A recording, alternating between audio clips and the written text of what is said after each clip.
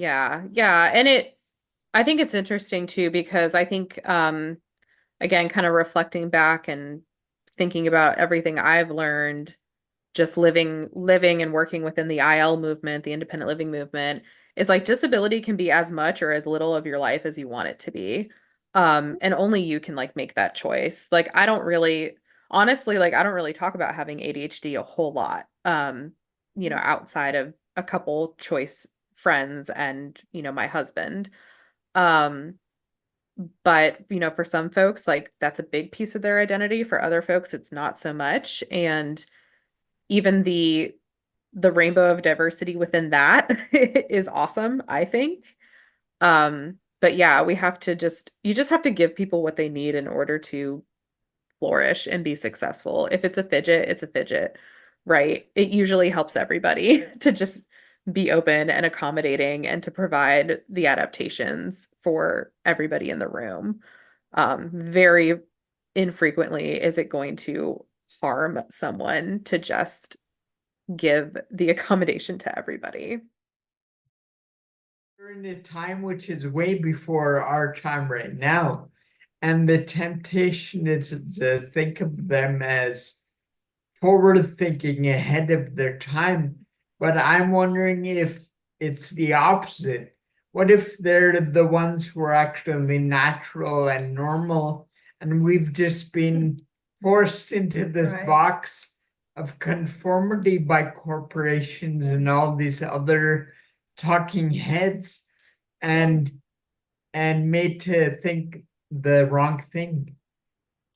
I appreciate that. I think you're right. Yeah, because what seemed very natural and normal for them was so just in the current society that they were living in, branded as very unnatural, right? We don't want to see a disabled young girl in our community, put her away.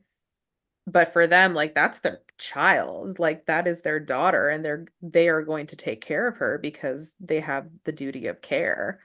Um, so no, I think you're right. I think, and yeah, I can see how it's tempting for me and for other folks to think of it as like, oh, they're so ahead of their time, they're so forward thinking. But there's also like many other cultures in the world where you would not even think to take someone out of their family of origin and place them somewhere else. So, yeah, I appreciate that perspective. I was just thinking about that as he was saying that. I was like, now I've been taught to think of that as forward thinking, and they were ahead of their time, right?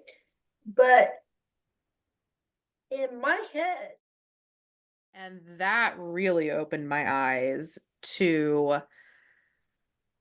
like, okay, it's already not great in America. There is already a dearth of sex education that anybody gets, and it's even worse for people with disabilities. It is zero, like next to nothing. Um, and so I started leading this class, and it was for the youth. We had, or kind of like transition aged, like 16 to 24, teaching this class. Really just like kind of started leaning into that and kind of throughout the local, I guess, North Carolina independent living disability rights movement scene, I kind of became like the disability and sex person.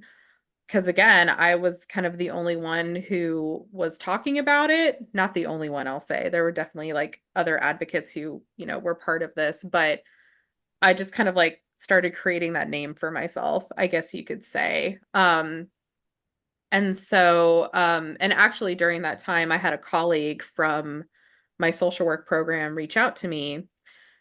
She was working at a disability services organization that served folks with intellectual and developmental disabilities. And she said, hey, would you be willing to come and do your program at our organization? I said, yes, absolutely. So I went, did training and did all those things.